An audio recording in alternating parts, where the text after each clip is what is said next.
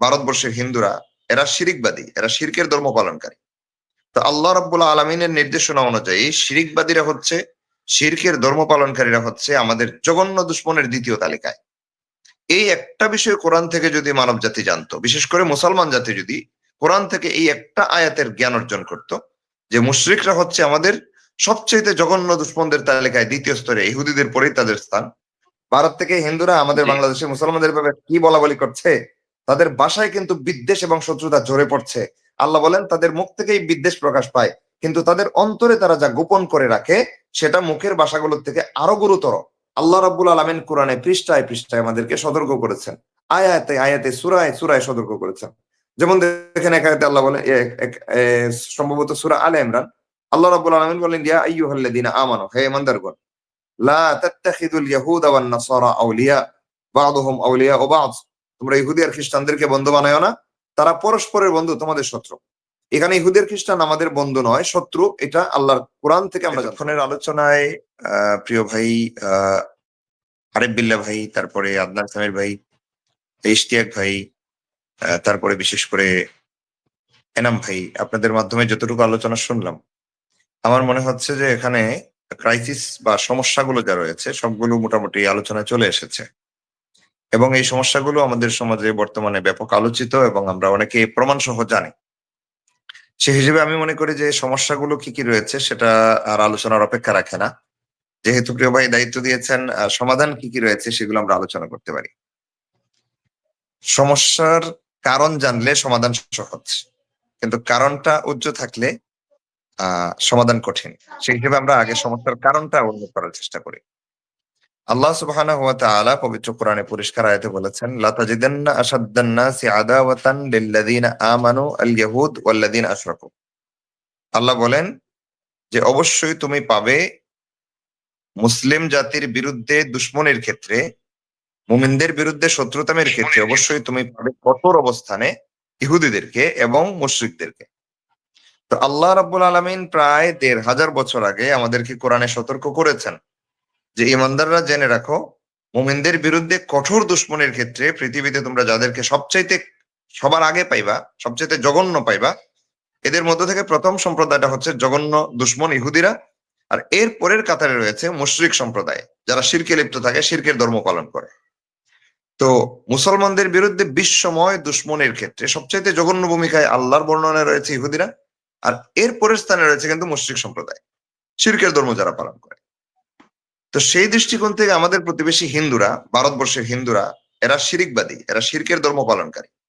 তো আল্লাহ রাব্বুল আলামিনের নির্দেশনা অনুযায়ী শিরিকবাদীরা হচ্ছে, শিরকের ধর্ম পালনকারীরা হচ্ছে আমাদের জঘন্য দুশ্মনের দ্বিতীয় তালিকায়।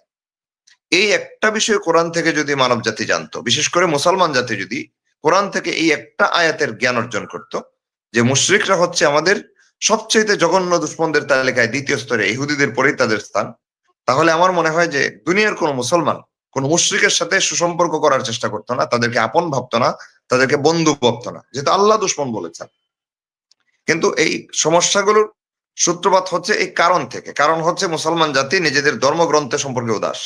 আল্লাহ রাব্বুল আলামিন কোরআনে পৃষ্ঠায় পৃষ্ঠায় আমাদেরকে সতর্ক করেছেন, আয়াতে আয়াতে সূরায় সূরায় সতর্ক করেছেন।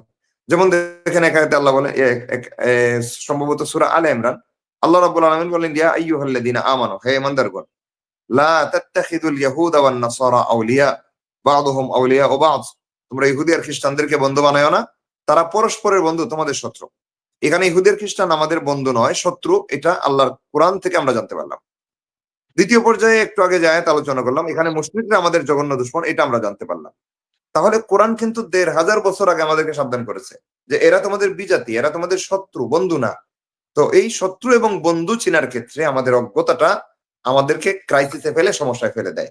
আজকের দুনিয়ার মুসলমান যদি এই সমস্ত সমস্যা থেকে উত্তরণ চায়, বিশেষ করে ভাগওয়ালা ট্রেপ যেটা নিয়ে আমরা আলোচনা করছি, এই সমস্যা থেকে উত্তরণের মৌলিক কোনো পাথেও যদি থাকে, সেটা হচ্ছে আল্লাহর কোরআনের এই সবক যে খ্রিস্টানরা, ইহুদিরা আর মুশরিকরা আমাদের চিরকালের দুশমন।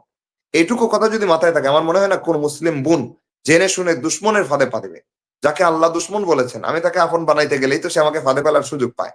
কিন্তু আল্লাহ যাকে দুশ্মন বলেছেন, আমি যদি তাকে দুশ্মনের নজরে দেখি, আমি যদি তাকে আপন করে না নেই, রিলেশনশিপ তো বহু ঘনিষ্ঠ ব্যাপার। সামাজিক চলাফেরার ক্ষেত্রেও তাদেরকে দুশ্মন বানাইতে আল্লাহ, বন্ধু বানাইতে আল্লাহ নিষেধ করেছেন এবং দুশ্মন বানায় রাখতে আল্লাহ বলেছেন। হ্যাঁ, আমরা তাদেরকে অন্যায়ভাবে ক্ষতি সাধন করবো না, দুশ্মন মানে এটা নয়, এই কথাও ক্লিয়ার করে দিচ্ছি। কারণ সিদ্ধান্বেষী অনেক মহল থাকে, যেহেতু আমরা অনলাইনে কথা বলছি। ভারত থেকে হিন্দুরা আমাদের বাংলাদেশের মুসলমানদের ব্যাপারে কি বলা বলি করছে, তাদের বাসায় কিন্তু বিদ্বেষ এবং শত্রুতা ঝরে পড়ছে। আল্লাহ বলেন তাদের মুখ থেকেই বিদ্বেষ প্রকাশ পায়, কিন্তু তাদের অন্তরে তারা যা গোপন করে রাখে সেটা মুখের ভাষাগুলোর থেকে আরো গুরুতর। দেখেন, আল্লাহ সাবধান করতে কিন্তু এক বিন্দু ত্রুটি করেন নাই, আরো গুরুতর। আল্লাহ বলেন তোমাদের জন্য আয়াত তোমাকে এভাবেই বিবৃত করেছি যাতে তোমরা অনুধাবন করো, যাতে তোমরা শিক্ষা গ্রহণ করতে পারো। তো এই যে আলে ইমরানের আয়াতে আল্লাহ পরিষ্কার ভাষায় বলে দিলেন যে বিজাতির লোকেরা, অর্থাৎ যারা আমাদের মুসলমান না, তাদেরকে বন্ধুরূপে গ্রহণ করতে আমরা যাব না। তারা আমাদের শত্রু এবং তারা আমাদের বিরুদ্ধে শত্রুতার ভাষা প্রয়োগ করে, সেই ভাষার চাইতে তাদের অন্তরে যে শত্রুতা লুকায়িত রাখে ওইটা আরো জঘন্য। এত ক্লিয়ার ভাবে আল্লাহ রাব্বুল আলামিন বলে দিলেন যে ইহুদিরা আমাদের শত্রু, মুশরিকরা আমাদের শত্রু, খ্রিস্টানরা আমাদের শত্রু। এইটুকু কথা বলার পরে যদি সুশীল সেজে কেউ এসে বলতে চায় যে না এটা উগ্রতা ছড়ানো হয়েছে, বুঝতে হবে ওর মাথায় কুফুর ঢুকেছে, সে আল্লাহর কালামের বিরুদ্ধে বিদ্রোহ ঘোষণাকারী ব্যক্তি, সে মুসলমানদের কেউ না। জি জি, কথা সংক্ষেপ করে ফেলতেছি। তো এই হচ্ছে যারা সুশীল সেজে এসে কোরআনের বিরুদ্ধে কথা বলতে চায় তাদের ব্যাপারে আমাদের আমরা হুজুর আমরা এই জায়গায় আসলে মানে লাভ প্রকৃত বা ভাগওয়া লাভটা আপনি একটু মানে আজকের এই শোটা তো এই বিষয়ে একটু আপনার একটু নসিহত যদি থাকতো। জি জি জি, আমি এই বিষয়ে আসছি। জি জি, আমি কথাটা গুটিয়ে ফেলছি। তো এখানে হচ্ছে প্রথম কথা। দ্বিতীয় কথা হচ্ছে আমরা আল্লাহ রাব্বুল আলামিন যাদেরকে আমাদের শত্রু বলেছেন তাদের শত্রু ভাবার ক্ষেত্রে আমাদের কিন্তু বিধিনিষেধ আছে, নীতিমালা আছে। এখন শত্রু মানে এটা নয় যে আমি অন্যায়ভাবে তার বাড়িঘর দখল করে ফেলবো, অন্যায়ভাবে তার উপরে হাত তুলবো, আঘাত করবো, আদৌ নয়। এমনকি নিজের ধর্মটাকে পর্যন্ত তাদের কাছে জবরদস্তিমূলক ভাবে পেশ করতে আল্লাহ নিষেধ করেছেন। আল্লাহ বলতেছেন লা ইকরাহা ফিদ্দিন, ধর্মের ব্যাপারে কোনো জবরদস্তি নেই। তো এমত অবস্থায় তারা শত্রু হওয়া সত্ত্বে আমরা তাদের সাথে কিভাবে চলাফেরা করবো সেটা হচ্ছে তাদের জায়গায় তারা তাদের ধর্ম পালন করবে, আমরা আমাদের জায়গায় আমাদের ধর্ম পালন করবো। যদি ধর্মীয় প্রচারণার ক্ষেত্রে আমরা আমরা হচ্ছি মিশনারি উম্মত, সারা বিশ্বে আমরা দাওয়াতের কাজ করি, এটা আমাদের দায়িত্ব, আল্লাহর দেওয়া দায়িত্ব, আমরা দিনের দাওয়াত দেব। এবার বুঝে শুনে কেউ যদি ইসলাম গ্রহণ করতে চায়, এটার ক্ষেত্রে আল্লাহর কোনো নিষেধ নাই, বরং এটার ক্ষেত্রে আল্লাহর পক্ষ থেকে আগ্রহ দেওয়া হয়েছে যাতে করে বিজাতিকে আমরা দিন সম্পর্কে বোঝানোর চেষ্টা করি, কিন্তু জবরদস্তি করব না, এটা আল্লাহর নির্দেশ। তো এমত অবস্থায় শত্রু বাবা মানে এটা নয় যে আমি তাকে জবরদস্তি মুসলমান মানছি, তার বাড়িঘর দখল করে ফেলছি, আদৌ এটা নয়। এমন কথা যদি কেউ বলতে চায় সে ভুল বুঝেছে। এবার মূল কথায় যাচ্ছে। তো এই যে সমস্যাগুলোর মূল কারণ সেটা হচ্ছে নিজের দিন সম্পর্কে অজ্ঞ থাকা এবং জাতিগত সূত্রে মুসলমানদের দুশ্মনদের সম্পর্কে অজ্ঞ থাকা। এবার সমস্যার সমাধান কি? সমাধান হচ্ছে বাগুয়ালে লাভ ট্রেপ বা গেরুয়া প্রেমের ফাঁদ আমাদের দেশে যারা চলছে এবং আমাদের মুসলিম মেয়েরা দফায় দফায় এটা শিকার হচ্ছে। আমি আমার জায়গা থেকে আমি ক্ষুদ্র বিবেচনায় কোরআন হাদিস অধ্যয়ন করে যে সমাধানগুলো খুঁজে পেয়েছি, 1 নম্বর সমাধান হচ্ছে কোরআন হাদিস সম্পর্কে জানতে হবে। আমার আল্লাহ আমার রসুল আমাকে কি বলেছেন এটা আমাকে জানতে হবে। 2 নম্বর সমাধান হচ্ছে ইসলামের সাম্যের রূপরেখা, সাম্যের সীমারেখা। আমি কার সাথে সাম্য করব, কাকে দুশ্মন হিসেবে বরণ করব, এই সম্পর্কে কোরআন হাদিস থেকে সম্যক জ্ঞান অর্জন করা, যথাযথ জ্ঞান অর্জন করা। 3 নম্বর হচ্ছে হিন্দুদের যে প্রেমের ফাঁদগুলো আমাদের চোখের সামনে আসছে এগুলোর ব্যাপারে সোচ্চার ভূমিকা অবতীর্ণ হওয়া, অর্থাৎ সচেতনতা তৈরি করা, মুসলমানদের মধ্যে সচেতনতা তৈরি করা, প্রচারণা করা, অনলাইন অফলাইন সবখানে প্রচার করা যে তারা আমাদের দুশ্মন, জাতিগত দুশ্মন, এবং দুশ্মনী চর্চা করার জন্য তারা এগুলো করে যাচ্ছে। তো এ থেকে বাঁচার ব্যবস্থা আমরা ব্যক্তিগত ভাবে খেয়ে নিতে পারি বা আমাদের মুসলিম উম্মার জাতিগত ভাবে আমরা খেয়ে নিতে পারি। সেটা হচ্ছে জি বলতেছিলাম মুসলমান শেষ করতে দেন, তারপর আসছি। বলুন।